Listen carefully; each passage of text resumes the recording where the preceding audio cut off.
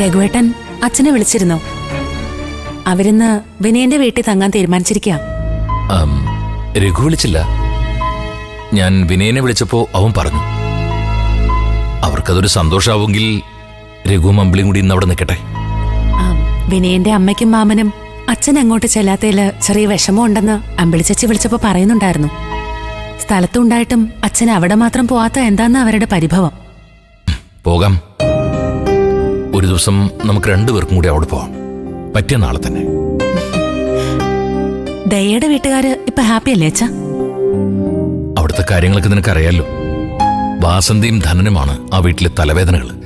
അത് അങ്ങനെയൊക്കെ തന്നെ ഉണ്ട്. വേറെ കുഴപ്പമൊന്നുമില്ല. ദയ വിളിച്ചപ്പോ എല്ലാം പറഞ്ഞു. ഇനി എന്ത് വന്നാലും അവൾ അവിടെ പിടിച്ചു നിൽക്കുന്ന പറഞ്ഞ്. വാസന്തി ചേച്ചിയെ ഒതുക്കാൻ ചില പൊടിക്കൈകളൊക്കെ അവള് പ്ലാൻ ചെയ്ത് വെച്ചിട്ടുണ്ടെന്നാ അവള് പറഞ്ഞ്. ആ, ആവശ്യത്തിനുള്ള പ്രതിരോധമൊക്കെ ആവാം. പക്ഷേ അതിരുവിടാതിരുന്ന മാത്രം മതി. അച്ഛൻ പഞ്ചരത്നത്തിൽ വെച്ച് മഞ്ചാടിയുടെ ബർത്ത്ഡേ ആഘോഷിക്കാൻ തീരുമാനിച്ചെന്ന് ദയ പറഞ്ഞല്ലോ. അന്ന് മഞ്ചാടിയുടെ കാര്യത്തില് അച്ഛൻ എന്തോ തീരുമാനം എടുക്കുമെന്നും പറഞ്ഞു ദയ. അതെന്താ അച്ഛാ? അതെല്ലാവരും അന്നറിഞ്ഞാ മതി.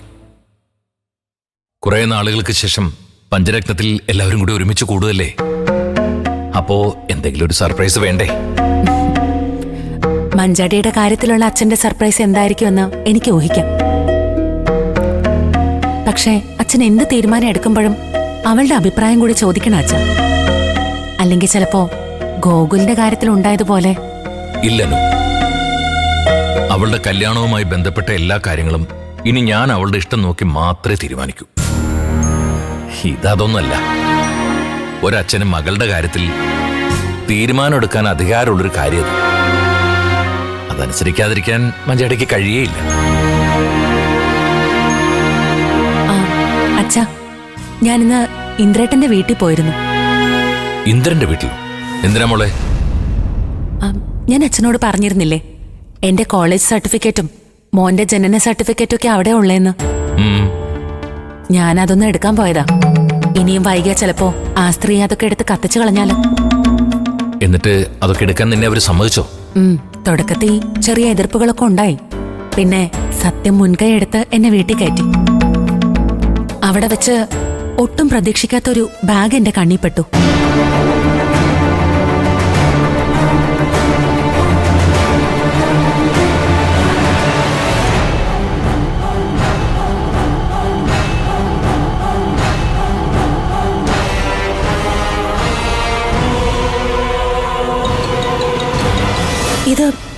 ഇതെന്റെ അച്ഛൻ ഉപയോഗിച്ചുകൊണ്ടിരുന്ന ബാഗാണല്ലോ. ഇതെങ്ങനെ ഇവിടെ വന്നു? അത് തന്നെയാവും.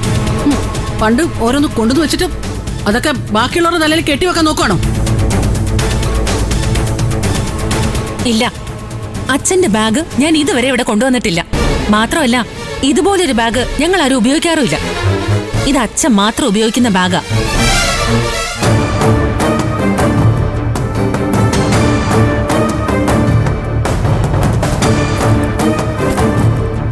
ഇത് അച്ഛന്റെ ബാഗല്ലേ?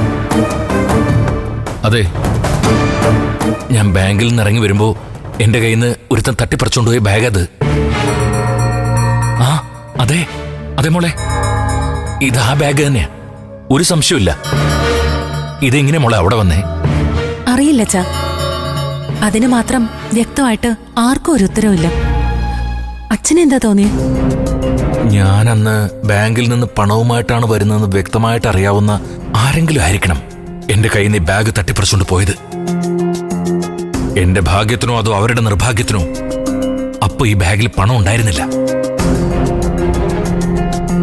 എന്തായാലും ഈ ബാഗ് ഇന്ദ്രന്റെ വീട്ടിൽ നിന്ന് കിട്ടിയ സ്ഥിതിക്ക് എന്റെ ബാഗ് തട്ടിപ്പറിച്ചവനുമായി ആ വീട്ടിൽ ആർക്കോ ബന്ധമുണ്ടെന്ന് വേണം നമ്മൾ കരുതാൻ.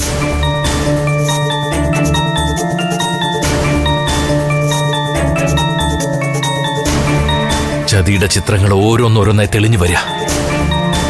ഈ വീട് വാങ്ങാനുള്ള പണവുമായി ഞാൻ അവിടെ എത്തരുതെന്ന് ആഗ്രഹിക്കുന്ന ആരോ ഒരാളായിരിക്കും ഇതിന്റെ പിന്നിലെന്ന് അപ്പോഴെനിക്ക് സംശയം ഉണ്ടായിരുന്നു. മുളനു, ഇപ്പൊ അച്ഛൻ ഉറപ്പായി. ഒന്നുകിൽ ഇന്ദ്രൻ അല്ലെങ്കിൽ സുശീല. അതുമല്ലെങ്കിൽ അമ്മയും മോനും കൂടി ഒരുമിച്ച് പ്ലാൻ ചെയ്ത പദ്ധതി.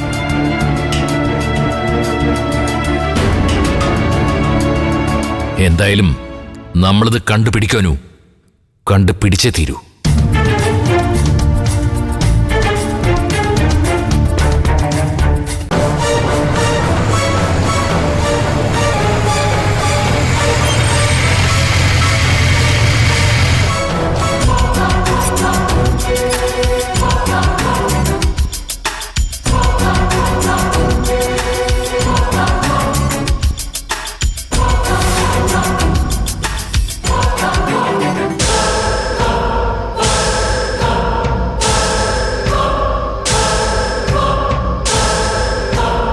സുശീലാന്റിയുടെ മോനാണോ?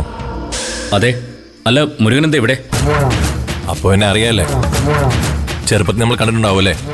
അതെ, ഞാൻ സത്യൻ. പണ്ട് കുഞ്ഞമ്മയുടെ വീട്ടിൽ വരുമ്പോ നമ്മൾ വലിയ കൂട്ടായിരുന്നു. ആണോ? എനിക്കൊന്നും ഓർമ്മയില്ല. ആ, ഇത് നമ്മുടെ സുധനങ്ങളുടെ മോളല്ലേ? ഞാൻ സത്യ, നീ ഇവിടെയാണോ കെട്ടിയിരിക്കുന്നത്? എന്നാ മുരുകനും കൂടി ഇരിക്കേ. ഏയ് വേണ്ടടാ, ഞാനേ 2 അടിച്ചിട്ടുണ്ട്. നീ സുശീലാന്റി എന്ന് വിളിച്ചാൽ മതി. മുരുകൻ ചേട്ടൻ എന്തിനാ മദ്യപിച്ചിട്ട് അമ്മയെ കാണാൻ വന്നേ? ഓ, ആന്റിക്ക് അതൊന്നും ഒരു പ്രശ്നമല്ല പ്രതിഭേ. ഞങ്ങൾ തമ്മിലേ അങ്ങനെ ഉള്ളൊരു ഇടപാടാ.